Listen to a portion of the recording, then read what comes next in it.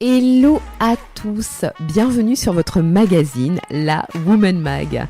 Ici, c'est Sandrine. Aujourd'hui, je prends le temps de vous lire un article parce que parfois, on n'a pas forcément le temps de lire, mais on a besoin d'écouter une voix, une pensée, un souffle d'inspiration.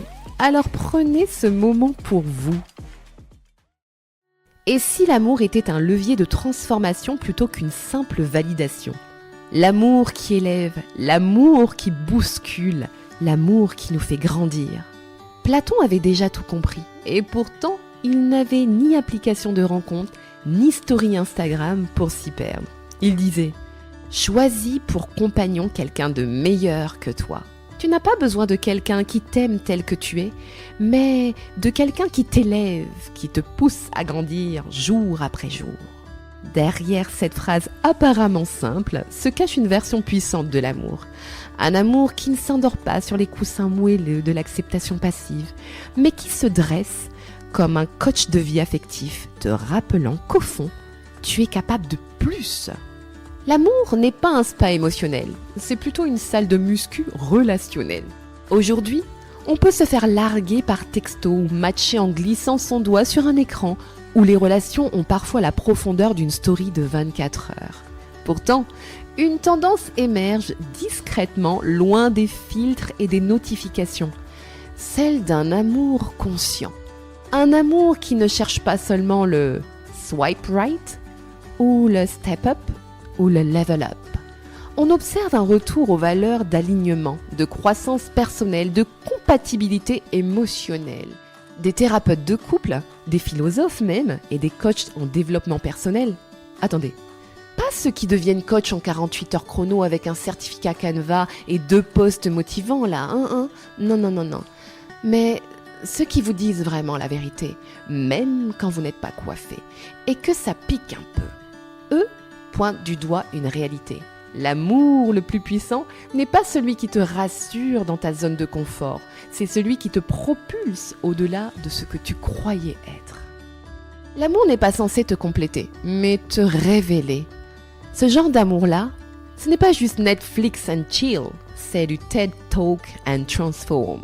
C'est quand tu te retrouves à discuter de tes peurs d'abandon autour d'une tisane au gingembre, ou que tu te demandes si ton schéma répétitif de « je tombe amoureuse ou amoureux d'hommes ou de femmes indisponibles » n'est pas hérité de maman ou de papa.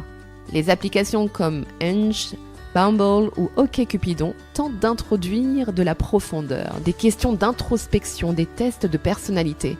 Mais peut-on vraiment capter la complexité d'une connexion vibratoire dans un questionnaire de choix multiples ? L'amour, le vrai, se reconnaît rarement à la bio bien rédigée. Il se sent dans le silence entre deux rires, dans la vulnérabilité partagée, dans ce regard qui te dit « je te vois ». Tu veux un amour qui t'élève, mais pas un amour qui t'anesthésie. Aimer, c'est risquer d'être transformé. C'est s'engager à deux sur un chemin qui n'est ni linéaire ni parfait, mais riche. Riche d'enseignements, de détours, de reconstruction. L'amour devient alors un terrain d'exploitation de soi, une aventure psycho-spirituelle. Oui, rien que ça.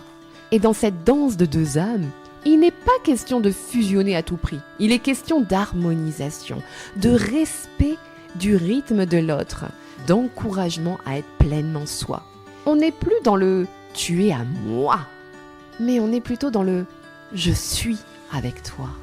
L'amour parfait n'existe pas. Mais l'amour profond, imparfait, révélateur, lui, il existe. Il est rare. Il commence souvent par toi. Alors, au lieu de swiper frénétiquement en quête du parfait profil, et si on commençait par se demander « Qui suis-je en train de devenir au contact de cette personne ?» Et surtout, est-ce que je m'élève ou est-ce que je m'éteins ? Un amour véritable, c'est comme un vieux calou que l'on a laissé reposer dans l'ombre, loin du tumulte. Un rhum habité par le temps, imprégné de silence, de chaleur et d'ingrédients choisis avec le cœur. Ce n'est pas un breuvage de fête improvisé, c'est une alchimie lente, une magie patiente. L'amour aussi a besoin de maturité, d'attention répétée, de lumière tamisée. Il ne brûle pas, il enveloppe, il ne grise pas, il élève. Il laisse un goût de vrai, longtemps après la dernière gorgée.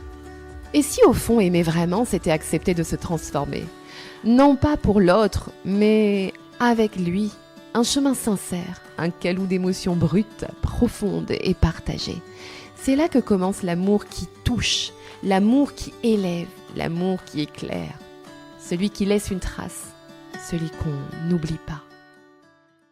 Alors, si vous avez aimé cette lecture, cet article, rejoignez notre communauté de femmes ambitieuses et d'hommes éclairés qui croient en un amour qui construit, en des liens qui élèvent et en une vie choisie, pas subie. Ensemble, partageons, grandissons, inspirons. Et retrouvez-nous sur nos réseaux sociaux, la Woman Mag.